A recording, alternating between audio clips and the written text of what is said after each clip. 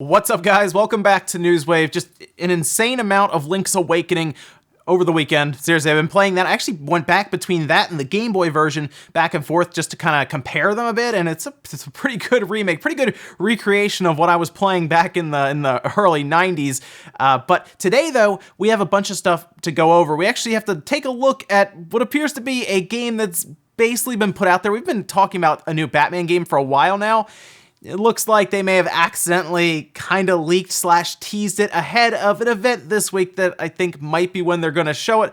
So we'll be going over that. Also, we have to talk about what looks to be basically a historic event here with Final Fantasy and Nintendo, and we're going to talk a bit about the significance of that outside of them just putting it on a cartridge, but it's some pretty interesting stuff there, especially for people who have been playing games for a long time, and specifically remember the transition between the Super Nintendo and the Nintendo 64 and the PlayStation 1, so some fun stuff there. As always, guys, enjoy these videos, make sure you hit the like button, it does help out, and get subscribed so you can stay up to date on all the gaming news going on in the gaming world. And we are going to start with the Nintendo 64, because there was a prototype that appears to have been found. It's very interesting. It's back when it was called the Ultra 64 before it was changed. There are several magazines, Nintendo Powers, that you can find that still call it, we're calling it like the Ultra 64, and then it went away, and then boom, here comes the Nintendo 64, which kind of blew our minds with the visuals and everything. But check this out. So many pictures of this thing, and it's so cool to see that somebody just found it. And the most interesting thing about this is the analog stick. Like, take a look at that. It's so much larger, and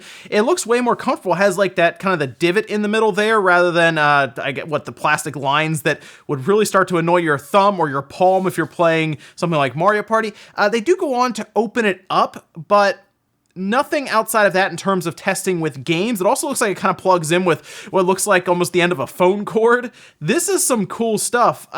This is actually posted by Shane Bate, and I am impressed here to see a prototype Ultra 64 controller. Never thought I would ever see that thing, but I do like the design of the analog stick. I'm curious why they changed the thumbstick design, because this does look better. It looks like it'll just be more comfortable to kind of grip with your thumb. Looks closer to what we see with, like, think of like the Xbox One controller, how it has that divot in the middle. Kind of reminds me of that. We'll get more information from Shane, so make sure you follow them there, as they're going to now go and attempt to test it with different games, so it should be pretty interesting. Also, the state of play, of course, is tomorrow, 1 p.m. Pacific time. It's gonna be fun to see what they come up with. One announcement that could be there, we'll talk about in a little bit, but one thing that we absolutely know will be there is The Last of Us Part 2, as Neil Druckmann keeps tweeting stuff out that is basically alluding to, yes, you're going to be seeing some information, most likely, we all assume a release date, probably some gameplay, maybe some new elements of the plot that they're going to kind of sprinkle in there, nothing to give anything away, obviously, a cliffhanger, something to just say, yeah, you need to get this game. I'm thinking it's going to come out February, but you can just see the different tweets that they've put out. Neil Druckmann's put out things like Judgment is coming 2 days, right? It's leading up to the 24th, of course, for State of Play. I'm curious also how much that's going to take up of State of Play. Is that just going to be half of it completely, like 10 minutes of it? Because that is going to be like their biggest release until the PlayStation 5. I mean, I know Ghost of Tsushima and everything looks very good, but let's be real. The Last of Us Part 2, people have been waiting for this game for a while now, right? And I think it's going to explode off the store shelves, and I'm excited to check it out too.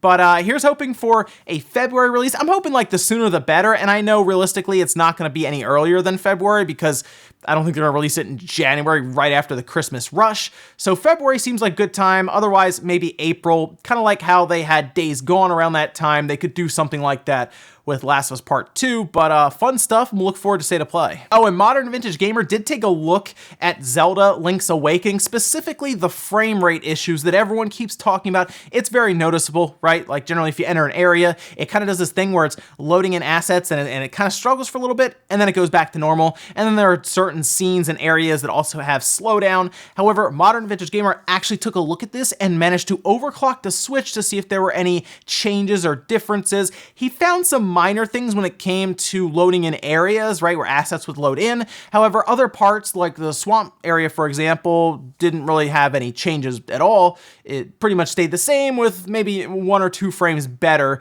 Nothing too drastic. In fact, it does seem that they've kind of, at this point, narrowed it down to it being the memory bandwidth and speeds, and that unfortunately won't change until they introduce probably a newer chipset, if they end up doing that at all, in like a Switch Pro, The one thing, though, is as long as Nintendo keeps everything backwards compatible, the next Switch, as long as it plays this game, should fix all of that, as long as backwards compatible, as that does appear to be something that would be scaling with memory bandwidth. But hey, we'll see if a Pro ever does come out. This will be one of the games that I'm sure most of us pop in to see if they fixed those issues. Otherwise, maybe a patch, but we'll see. And guys, some of the quick news out of the way, let's get into the bigger stuff. Let's start with some history here, okay? So Final Fantasy VII came out on the PlayStation. It was a big deal because, well, up until then, Final Fantasy had pretty much been something you would buy on a cartridge for your Super Nintendo, or your Nintendo, or your Famicom, or your Super Famicom. We actually related Final Fantasy to Super Nintendo and Nintendo completely. Like, that was it. But then something happened, the Nintendo 64 was the thing, the PlayStation jumped out ahead, and Square pretty much realized that the future was disc-based media, which is interesting because now it's turning back into cartridges technically with, I guess, Blu-rays now, but we see Nintendo going back to cartridges and we see flash storage and everything taking over. So we kind of went from cartridge to disc to now back to cartridge and flash storage. Anyway, though, it was cheaper to do discs, so what did Square do? Well, they took Final Fantasy to Sony, and that really hurt the Nintendo in general, and really hurt, I think, the 64, and really gave PlayStation a massive advantage because all the RPGs started going to the PlayStation, and that's what you wanted. If you wanted a JRPG machine, you got the PlayStation. That's the way it was.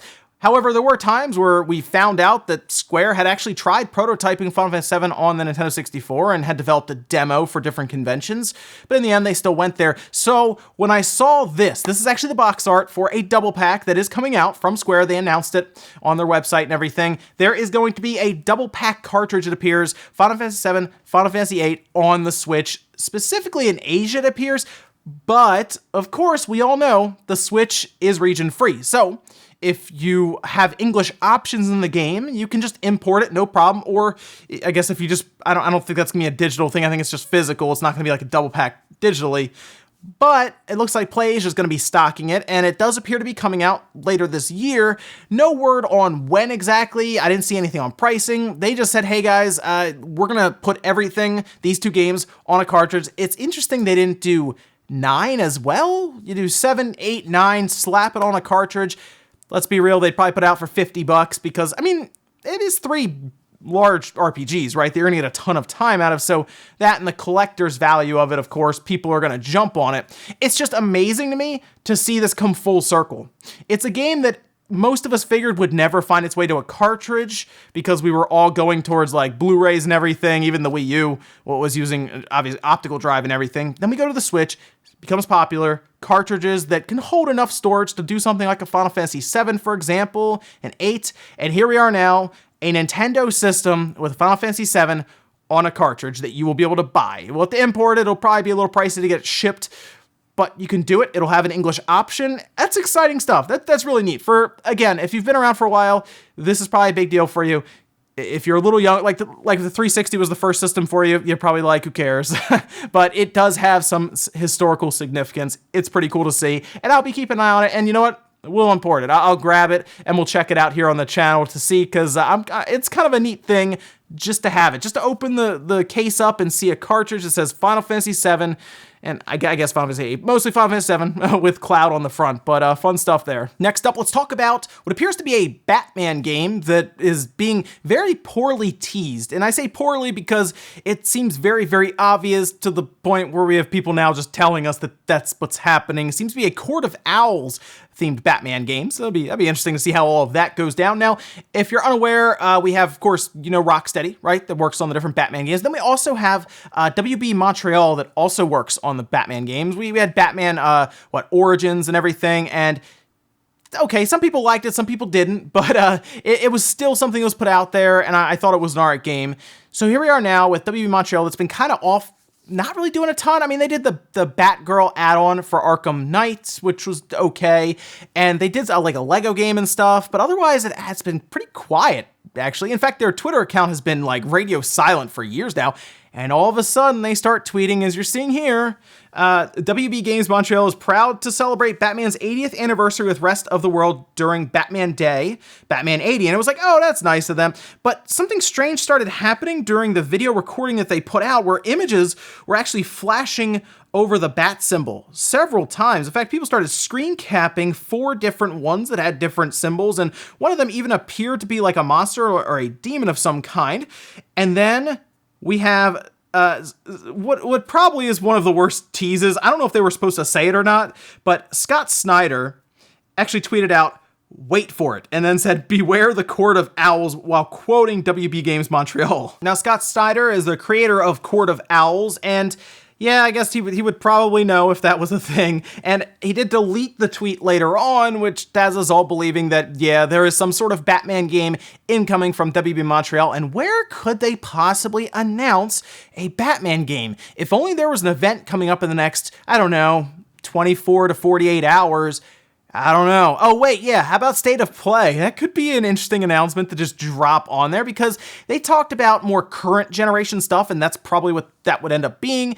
Whatever Rocksteady's game is, I'm starting to believe that it might be a next-gen title at this point, but I could definitely see WB Montreal doing something with Batman current gen to finish out the generation with WB and everything. And hey, if it be Court of Owls, that would be really interesting to see how they would do all of that currently, and I think that'd be pretty fun. And I do believe that at this point, I mean, I don't think it's crazy to take a guess that it could be at State of Play. As we know, very limited things that would be in that 20-minute presentation, with obviously the big thing at this point probably being Last of Us Part 2, and maybe Final Fantasy VII Remake, and maybe an update on Death Stranding, as we hear that there's some new trailer. But hey, you have like a 2 to 3 minute trailer or something announcing Batman. That'd be pretty big, especially if they have the marketing for it. Otherwise, maybe it's Inside Xbox, but did you know there was an Inside Xbox? Yeah, so probably State of Play. Next up, let's talk about the Epic Games Store. And have you ever wondered how much they would be paying out for some of these games for exclusivity? Because we all figure it has to be a lot, right? I mean, some of these companies are making their fans of their games, their series that have been long running at some points, like Shenmue, for example, really mad. And in some cases, they're like, hey, we can afford to refund everyone and we're still good. Well, we actually have an idea now. Yeah, we have a little bit of an idea. At least we know how much they paid for one game. This is tweeted out, as seen here, by Daniel Ahmed, who said Digital Bros' parent company of 505 Games has disclosed that they received a payment of €9.49 million from Epic Games for Control, which I would imagine is for exclusivity. 55% of that payment going to 505 Games. And it was later confirmed that, yes, it was for exclusivity. That, of course, it translates to roughly, $10.4 million in the United States and everything. That's quite a bit of money to pay out for what we believe to be a timed exclusivity deal, and then eventually you'll be able to go and sell elsewhere. This is Epic Games throwing their money around. We all realize that. We knew that from the start. It's weird, though, to hear about a number that large. Like, you think in the millions, right? You do. Multi-million even. But $10 million just to have Control for what we believe is timed exclusivity, that's a lot. That is a lot of money. I'm really curious what they're paying these indie developers to have them kind of flip all over the place and jump on that store. Obviously, there's promotion because there's not, a ton of games on the Epic Games Store compared to Steam, so that's a factor.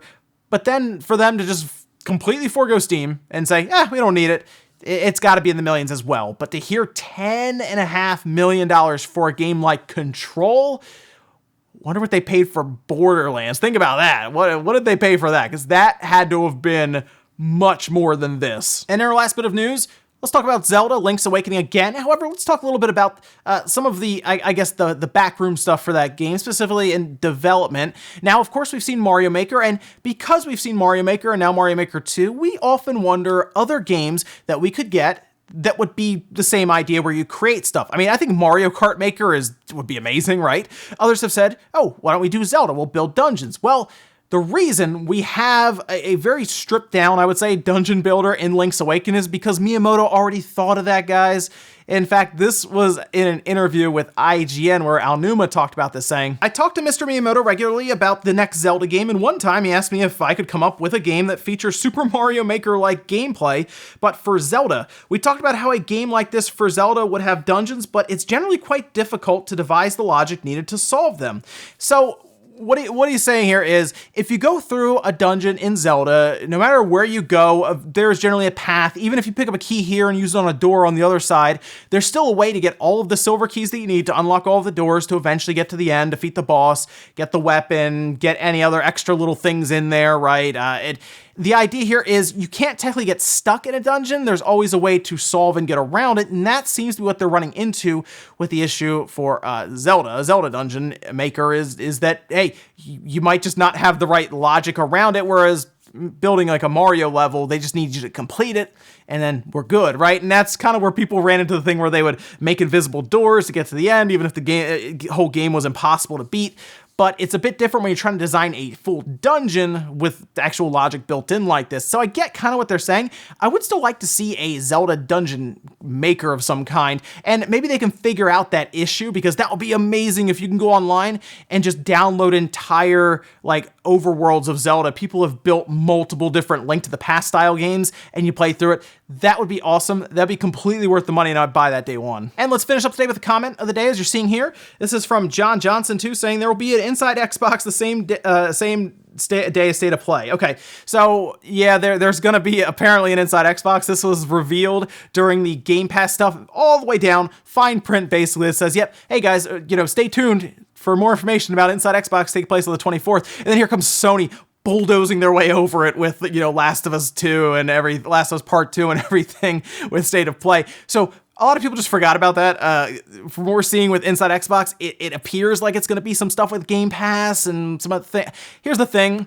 People don't really get as excited about Inside Xbox anymore. EXO is coming up. What's the EXO 19? I believe that's in London. That's in November. And people aren't really talking as much about that because of last year's EXO wasn't that good, really. I mean, it wasn't bad, but it wasn't amazing. It was like below average. So yeah, unfortunately for Microsoft, the reason it's in the fine print and they're not hyping it up is because it's probably going to get run over by State of Play. Let's just be honest here, right? So hey, look forward to EXO. Really look forward though to next year when we start the big sprint to the next generation systems, because that will be fun. I think right now we're kind of treading water, minus a few big releases like Death Stranding and Last of Us Part 2. And when we get to that point where we're running to the next systems, that's when we're going to see some crazy stuff. And ladies and gentlemen, that's going to do it here for Newswave. Enjoyed this video, guys. Hit the like button, really helps out. If not, hit the dislike. Leave comments down below about everything we talked about today, whether it is that massive amount of money that Epic Games paid out for Control. Do you think that's the right strategy? Do you think they're just burning through the money that they have now in order to hopefully build up a store before it's too late? Also, what about Final Fantasy 7 and 8 finally making it to a cartridge, but specifically Final Fantasy